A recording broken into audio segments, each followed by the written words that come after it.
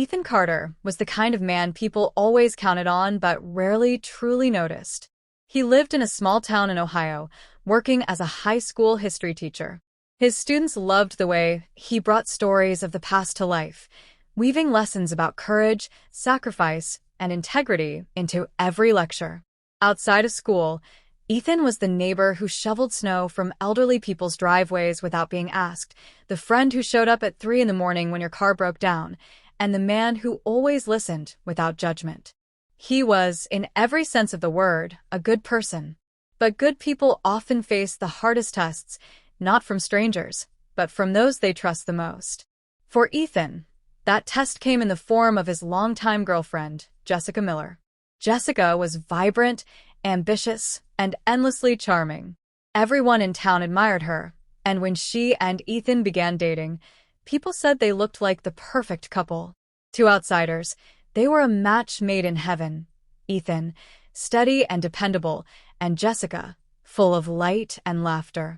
But what outsiders didn't see was how one-sided their relationship had quietly become. Ethan gave his all, his time, his heart, his support, while Jessica seemed to take more than she gave. At first, Ethan brushed it off, telling himself that love was about sacrifice. But over time, her indifference grew heavier on him, like carrying a weight he couldn't set down. The breaking point came one autumn evening. Ethan had just finished grading a mountain of essays and had spent hours preparing Jessica's favorite dinner, chicken Alfredo with homemade garlic bread. He lit candles, set the table, and even placed a small bouquet of daisies in the center because he knew they were her favorite. He wanted to surprise her, to remind her that he noticed the little things. But Jessica never showed up. Hours later, Ethan's phone buzzed with a simple text, "Out with friends. Don't wait up." The food grew cold. The candles burned down. Ethan sat alone at the table, staring at the empty chair across from him. He told himself not to be upset, that she deserved her freedom, that it wasn't a big deal, but a deep ache formed inside him. That ache grew even sharper when, a week later, he learned through whispers in town that Jessica had been seen laughing a little too closely with another man. At first, Ethan refused to believe it. He confronted Jessica gently, asking if there was something wrong between them, if there was something she wanted to tell him. She brushed him off with a laugh. "Ethan, you worry too much. Stop being so insecure." But the signs became impossible to ignore. Late-night calls, unexplained absences, a sudden coldness in her voice when she spoke to him.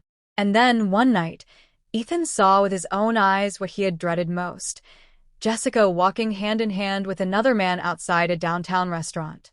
His chest tightened, his world tilted, but he didn't scream or make a scene.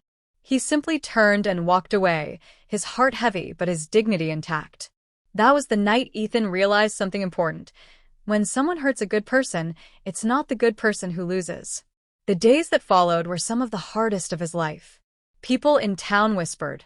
Some pitied him, others gossiped. But Ethan kept his head high. He showed up to work, continued caring for his students, and still helped his neighbors. He never spoke badly about Jessica, never retaliated, never let bitterness consume him. And yet, something inside him began to change. He realized that being good didn't mean letting people walk all over you. Being kind didn't mean tolerating disrespect. For years, he had given and given, believing that love meant sacrifice.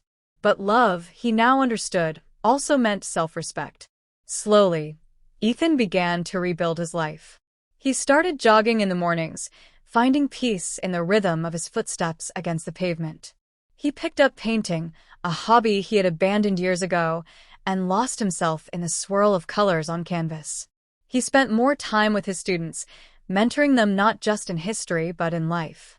His classroom became a place of warmth and inspiration, where kids who felt invisible finally felt seen. Meanwhile, Jessica's life took a different turn. At first, she flaunted her new relationship, parading around town with her new partner. But the excitement soon faded.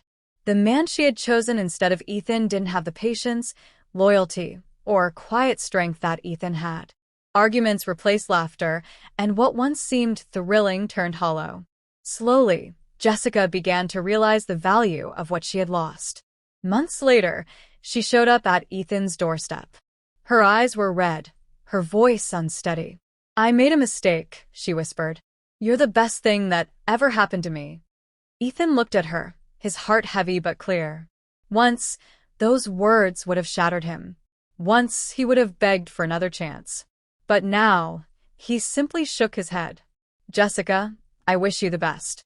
But I deserve better than being someone's second choice." For the first time in his life, Ethan chose himself. And that choice didn't make him any less good. It made him stronger. What followed was not a story of revenge or bitterness, but of growth. Ethan's kindness didn't vanish, but it became wiser. He continued to help others, but he also learned to set boundaries. He still believed in love, but he no longer settled for less than he deserved. And in time, love found him again. He met Claire, a fellow teacher who shared his passion for helping students. Claire admired Ethan not just for his kindness, but for his strength. Together, they built a relationship rooted in mutual respect, trust, and laughter.